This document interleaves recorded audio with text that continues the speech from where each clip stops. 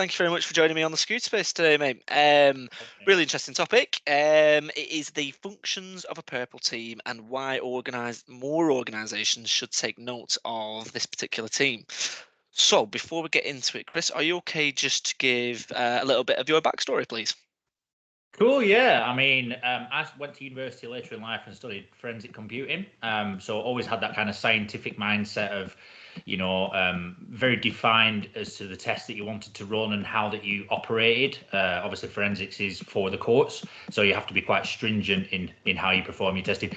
I mean, previous to that, I've done all kinds of roles, unbelievable amounts. I've worked in, wagon shops, extending wagons. I've worked in Tesco's. I've worked in mental health facilities. I've worked in prisons. Every type of job you could probably think. So quite a colourful career. I think that experience has helped me in IT. In that it gives me an understanding of, how to talk to people. Mental health is a big subject these days, especially in IT and the burnout rates. But I think it did give me an advantage in going later in life because I treat my subject quite seriously, and it allowed me to communicate better with people. Really, young lad, you probably don't know going into a corporate environment how to act, and it kind of gently introduced me to that. Since university, I've worked in all kinds of different fields, really. I suppose the one thing I've never really ticked off fully is the red side of things, the penetration testing, but it's something that you naturally kind of experience as you work in blue, which is a good thing now. That's a really good thing. But yeah, studied all kinds of different modules at university, worked in a scientific lab, worked on research, worked in corporate environments, putting in tools and technologies and solutions and making them stronger. Worked for academia, education, worked in commercial space, just a real flavour of everything, really. And that really was from the back of speaking to one of my colleagues early in my career. They just suggested the best thing you can do is get exposure to as much as you possibly can. They always said, have a deep knowledge of an area and have a wide-based knowledge of as much as you possibly can. And I took that quite seriously and moved to a couple of different roles where I could get that. And that's kind of me in a real whistle-stop tour. At the moment, I'm employed in the commercial space. I work as a purple team manager and an incident response manager, so a dual function role. And that's where I'm at the moment. Perfect. No, thank you very much for that. And for anybody listening, yes, me and Chris are very closely located geographically, so you're not going crazy. We do both miss our consonants and vowels and a lot of our words, but yeah, you're just going to have to deal with two Northwest men as we sort of guide through this podcast. So yes, so in terms of a purple team, then first question is very, very open. What is a purple team? I mean, it depends on your definition. So I'll try and give the perfect definition of what the industry thinks a purple team is, and then the kind of slight bespoke way that we operate. So a purple team effectively is a group of people who marshal the blue side and the red side of an organisation. So your defenders, you'll kind of marshal what they do and how they operate. You'll understand how are they dealing with tickets, how they're dealing with security incidents, what technologies do they have in place, and then you'll kind of guide those staff in the defence activity as the red team engage them on a continual basis. So you'll have a red team at the opposite side who'll do the more offensive security on behalf of the company, and you'll have the blue, and you'll kind of referee that. So the purple team usually sits as almost like a middle layer, a shim layer between the two, and you'll define the way that the parameters of the test. You'll define what we're trying to test and how safe it is, ensuring the risk assessments are in place, ensuring the business is happy, ensuring all the tools we need and the capability we need is there, the maturity, and you'll carry it through all the way from the planning stage to the execution stage of your testing, all the way through to the lessons learned. Pretty much anything in IT works on that basic formula, really. You plan, you try and define what you want to do and what you want to achieve, whether you have the budget, the time, the capability. You do it, and then you learn something from it, because that's probably the most key step that everyone misses out. That's kind of the textbook answer. The way that we do it is slightly different in that we, almost like the dirty dozen, we kind of steal people here and there and get them to do bits for us. It's been notorious that purple teams are an expense. Most IT is considered a cost center. We're not selling anything unless you're an MSP. We're not providing something that makes the business richer. In the face, we do make things better and safer and secure and stop them losing money, but we don't necessarily make the money. But for those larger organisations, the ones that want to hire a dedicated purple team like myself, I'm in a lucky position where I still get to do the technical stuff with my team. So we'll have an element of dedicated staff. We've got a dedicated red teamer, and we've got a couple of dedicated blue teamers, and we'll just borrow in as we need from across the organisation, different SMEs and stuff. So we very much, the purple team staff, are the ones who run the test. We're not necessarily just going, right, blue, look for this, and right, red, run for it. We're very much doing both parts together whilst still collaborating. So it's kind of like a hybrid model, I suppose, is the best way to put it. So does the dedicated red person and the dedicated blue people, do they not sit in the purple team, then they sit outside of it? Is that correct? So the dedicated red, I mean, his job title is a purple teamer, so he's very much onboarded with traditional. At the moment, you find in a lot of professionals who have a skill set, so offensive security or defensive security. I think because the fields are not new, but they've kind of grown very quickly recently, you're finding people who don't necessarily have both skill sets. So yeah, the way that we operate is that we borrow blue team people, and myself traditionally as a blue teamer does a lot of the blue team activity. And then this red person, whilst he's actually very, very technically capable, very, very good at what I would consider red teaming, not penetration testing. There's a massive distinction there in my own mind, partly from industry has influenced that. But he very much does create bespoke C2. He does EDR evasion, all that kind of stuff. What we're trying to do, though, is cross-pollinate his knowledge with the blue aspect, which he hasn't really seen before because he's never had to worry about it. He's just told, in previous jobs, it's like, go here, do this. If you win, if you're successful, great. If you're not, we've still got a report to deliver to the customer, and away we go, kind of thing. What we want from him is to understand things like, syslogin. We want him to understand the defense, what the defender would see from the EDR, and how we can prevent that alert triggering to get better signatures in the future, and that kind of thing. So yeah, we have what is considered a purple teamer who's very red capable, and we borrow the blue team in, as well as myself complementing that blue side. Right. Okay. And you raised something very interesting there, that there's a distinct difference between the red team and penetration testing. Elaborate on that a little bit, because that's made me curious. So when I first started at university, I did a what was considered, I don't think it was called a hacking module, but effectively it was the word red team wasn't banded around at university at all. It was very much like you're doing penetration testing.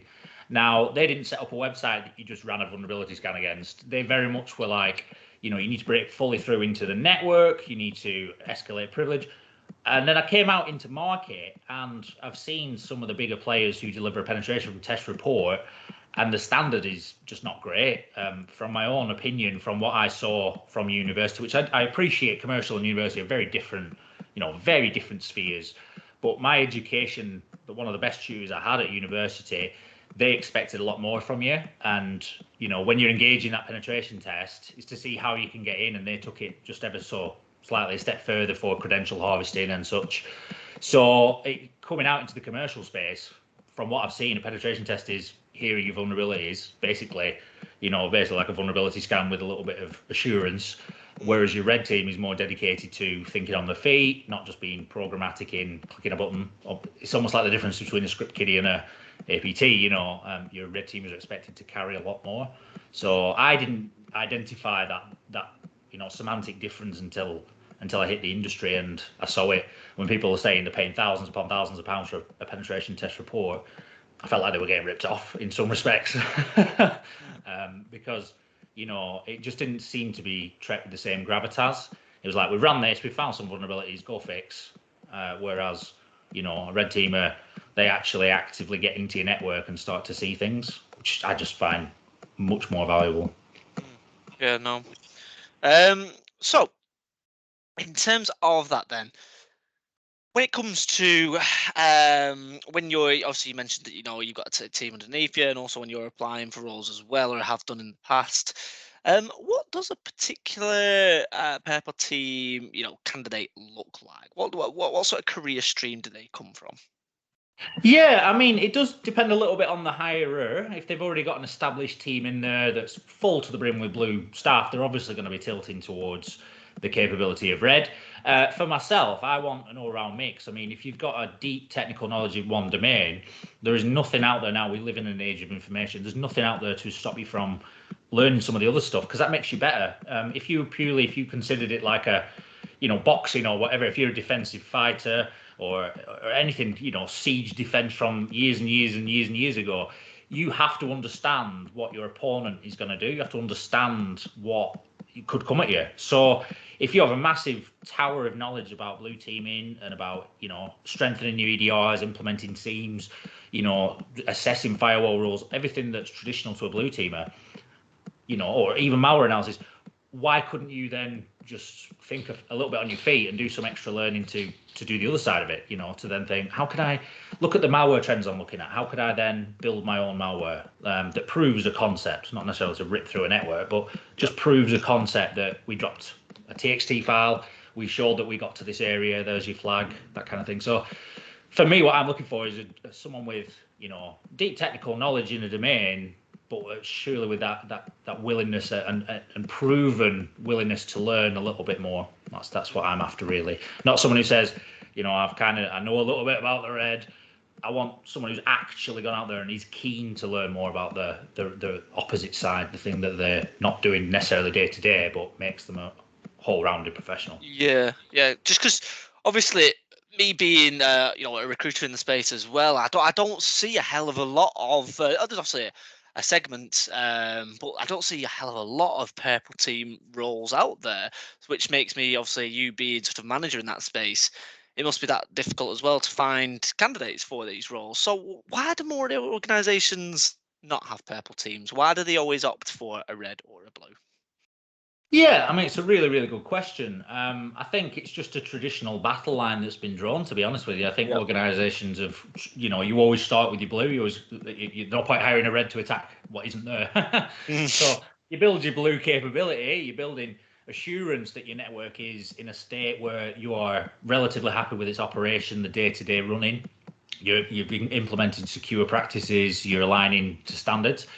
In some respects, I think it is just a little bit of a traditional thing where you've grown to the point where you just hire a red teamer, they just attack. I think in some respects, purple teaming might not have the established name it needs out there. I think traditionally it's been quite a big request to fill a role with both sides of knowledge, really, to go, we want a professional who's going to do blue and red.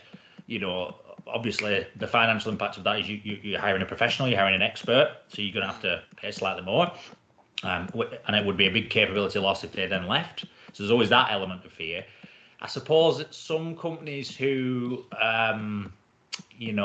maybe just want to tick a box, it might be seen as someone who's just disruptive. So they don't have a red team for a very specific reason. They don't want to find problems. They don't want to lose accreditation. So potentially they just don't want that. They don't want people highlighting problems. They're very much like, you need to stay positive, show how brilliant we're doing. So maybe they don't want someone in there who's got the technical capability to kind of tear that down a little bit. But for me, the pain that brings is growth. You find a problem with your Active Directory structure, you find a problem with the GPOs, you find a problem with any of the many tools that we use for security and for configuration, is it surely a good thing. But yeah, I think some organizations will just think we're not mature enough for that. But we don't need that. What a waste of money, this kind of thing. But I think it's the natural evolution. I think, as I've said, we've had this massive kind of jump in people entering the industry who have decided one way or the other. Natural curiosity. You don't enter IT unless you've got a love for it. You don't stay long enough if you don't have a love for it. It's just natural then to want to learn what the other side's doing as well, I think. I want to learn as much about this as possible. I'll happily admit my own weaknesses, things like malware analysis, not great at it, but that's the thing I then want to go cover. I want to go learn that. Sounds brilliant. Love it. I might hate it after 12 months, but at least I'll know what I'm doing. Yeah, no, absolutely. So can purple teams and red teams and blue teams all work in unison, or does a purple team make a red team and a blue team redundant? I think there's two ways, really. As we explained previously, the two ways, like the model way that a purple team runs and the way that we actually have found ourselves running organically. So if their job is to very much marshal the two teams together, I think it's a good thing. You've got a designated ear there to listen to the problems of both sides. They naturally will understand what we're capable of doing right now, that they'll embed themselves between the two teams and kind of naturally bring them together. I think that's great. That's the textbook what a purple team does. Traditionally, purple teams might not necessarily run those exploits, those tools, and monitor the defense at the same time. You might not traditionally get that, but there's a place there for people who can see both sides of it. I think very much so. The natural evolution I found my own journey is that we then, because I like to stay technical, is to then go and do that as well. So implementing the additional logging, trying to find those signatures as you whitelisted against the EDR to see what happens if it does, the assumed breach model, the assumed we beat one technology solution, what does it look like further down the line? Yeah, there's a place for those technical purple teams as well. I think it does one way or the other. If you've got a designated purple team, it'll naturally draw in those two teams together anyway, because one, they'll be doing exciting technical stuff that, say, the red team doesn't get to see because the blue team usually do it. The blue team would see because the red team do it. And if they're just marshalling and they're just kind of trying to draw the two teams together, then naturally they become a central focus for those communication channels. So entirely depends as an organisation what you want and what you're willing to kind of pay for that, and if you can get the right candidates. But there's certainly a place there, and I think it is just a natural evolution that you'll see more businesses wanting people with both skill sets, not just one. No, really interesting. And is there more? Yeah, let's say sectors that are probably more a purple team should appeal to them more, or is there some sectors where a purple team is probably not needed, and they can probably get away with not having a purple team? Like you've alluded to very much previously, does it very much depend on the maturity of an organisation as to whether a purple team should get the green light or not? So many colours flying around now. I think in some respects, the smaller organizations, like anything, they'll want to outsource that. They don't have the time, the capability. If they don't have, designated staff to deal with vulnerabilities, they're probably not going to hire a purple teamer. That'll come first. So it depends on how much room they've got for growth. The average corner shop won't care. They don't understand. It's just jargon to them. They just want to outsource. Don't worry about my IT, someone else's problem. So there's some natural industries. I think commercial is probably one of those main industries at the moment that probably just wants it as a SaaS product, or probably just wants it as a, they're quite happy with the once every 3 month pen test because we can still trade. I think as the threat evolution landscape, the landscape, the threat cycle evolves, I think we'll start to see more and more requirement for purple teamers to come in and fill that gap. I think everyone's naturally quite nervous about AI, and they're quite nervous about any new technology that's so disruptive. And I think geopolitically as well, there doesn't seem to be much stability, and we're in a natural age now where it's overlapping into digital. It's part of life. It's only getting more and more integrated into our lives. I think as we start to see a little bit more damage to the digital domain, it'll just be a natural thing where you see the benefit of it. You see these guys, they beat the EDR, let's strengthen the EDR. Right, they highlighted a firewall error, almost as soon as it occurred because they were actively trying to exploit against the firewall. It's something that I think will fill a gap there, definitely. I think it's always going to be traditionally in cybersecurity, you're going to get things like finance and banks that do it first because they've got the extra capital to do it, and there's a bigger punishment if they don't, and they're kind of found out and caught out. So it'll naturally drive from industries like that. There is a place, I think, for every industry to have some element of it. But I think, bigger organizations, it's kind of, why wouldn't you? You just, even if you don't necessarily go out there into the market to hire a dedicated purple teamer, surely you'd want your blue team to start learning a little bit more about the red, and naturally starting to lean them into that mindset then. Yeah, no, great answer, really interesting. So talk me through then a typical day for you then. What is the typical day for a purple team? It's a big question. It could be anything could hit you in the day. If you go with the idealized day of what it would look like, you'll have spent some time planning a campaign. You'll have proof of concept that you'll have tested some of your code. You'll have tested some of the exploits you're thinking about running. You'll have your lab environment or a small scale lab environment, even if it's just a home lab where you can build a couple of things and test. you naturally already, even in the planning stage, you're already starting to do purple teaming because you're already thinking constantly like, you know what, I really, really want to get in there. I really want to beat them. Or as a blue, you'd be like, I really want to detect them. I really.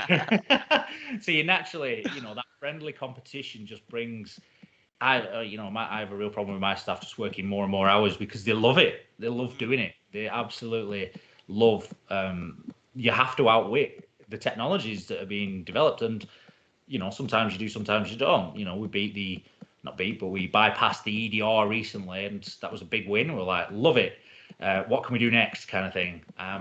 So yeah, a typical day in the life of will be continuing your planning or getting to the end of your planning cycle where you've got sign off for your next campaign. It'll be ensuring that the staff are all aligned for the start of the testing. Communication across the business to say, right, this is the period of testing. You might see some alerts, you might not. Those staff who haven't really been fully drawn into constantly monitoring because everyone's got a job to do. You've got tickets to deal with. You've got real security alerts to deal with. But then you'll really go for it. You treat it like a hackathon effectively. Your blue team will be actively, searching throughout the scene, looking for logs, looking for sign and indicators, not cheating. Anyone can just blacklist the host name of the device and they won. It's not really like that. But yeah, so doing it on an active level keeps people engaged. Obviously, you want as much signature and sign as you could possibly get. So hoovering up as many possible logs as you can get from that attacking infrastructure will give you better, viable intel with the tool sets you've been provided. Don't think there's anything worse in cybersecurity than the person who says, "Do you know what? We should push them to buy, I don't know, a NIDS or something like that." If you don't have it, use the other tools you've got there, and write a use case for adding extra technologies, but make the best of. And that's really what Purple Team's about. Make the best of what you've got, to be almost like a, I don't know, digital special forces, if you will. You really manage to use the best capability you've got and think of novel ways of doing it. To get those signs of signatures of an attacker before a real attacker gets in. Oh, really good. And probably my final question for you, Chris, is if I was the CEO of an organisation and I'm looking at basically implementing a red team, a blue team, or a purple team, it would make sense for me to go for the purple team on paper, but like, what would be the key indicators that you say that you have to come in and pitch? You're up against manager of a red team and you're up against a manager of a blue team, and you had to pitch for your team to keep their jobs whilst the other teams lose them in this situation. What would you kind of be saying to that CEO? I mean, I'd be saying it really is the best of both worlds. Like, you've got technical capability there that you're cross-pollinating. So you've got the best of the red in that they're developing novel ways of getting in. That's what attackers do. They're constantly like thinking of ways of subverting, getting round, beating, defeating, blinding, dazzling, everything you could possibly think of. Any war analogy you think of, they really are just trying to do that. And your blue really are under the cosh. It's a natural. It's not quite von Clausewitz where they're saying defense is the best position to be in. It isn't. It's you're constantly a step behind. You're constantly fighting fires. You've got your day job to do, and then you've almost got to think the next step is. So by automatically bringing the two parties together, you're just able to just fill more functions. We naturally do CTI because we need to understand what's going on out in the market. We're naturally doing threat hunting after the exploits because we've gained those signatures, we've gained those signs of compromise. Are we seeing it in our network? Is it something that's already happened and we missed it? We're building catalogs of TTPs that really are applicable. We're giving good quality intel to other teams, and we're refining processes because you can test people as well. You can do a social engineering attack in a safe way. And that's almost some of your training. You're almost engaging your team saying, this is what could have happened. Look at this. It's not just a point and click email that everyone, kind of sees these days as like, oh, not another one. It's been 28 days. So for me, it is, with the right candidates, with the right skill set at the right time, it is a real force multiplier. It's something that, it's not a case of, it's not my job, Jack. I'm not a red team or I'm blue. I just have a ticket to deal with to reset a password. No, we want everyone naturally wants a little bit more than that now. Most companies, they don't want people to just do the bare minimum and get out the door. It's not about that. They want candidates, and from my experience going for different jobs, they want candidates who really are technically interested in the subject. Not just a case of, I've never done coding, I'm rubbish at coding, I'm not going to try. I hate coding. It's just not my bag. But I had to learn the skills. I've had to learn that stuff, because it does. If you want to take your career a step further and you want to know more and you want to engage your own staff who know it, you've got to know a little bit about it. So, yep. and there's so much material out there now to learn this stuff. Way more than when I first started, which was not, it wasn't 10 years ago, 15 years ago. So much more out there now. So for me, it is just that cross-pollination, that instant. If you were to design the way that a team runs now from the ground up without any influence, why not just bring the purple team together and get them to sit in a room and really work together on this? That's the key takeaway from me, really.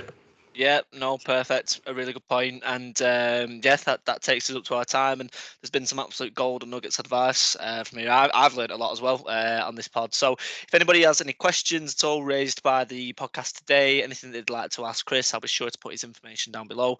But once again, buddy, thank you very much for joining us on the Scoot Space. Thanks, Nick. Thank you very much.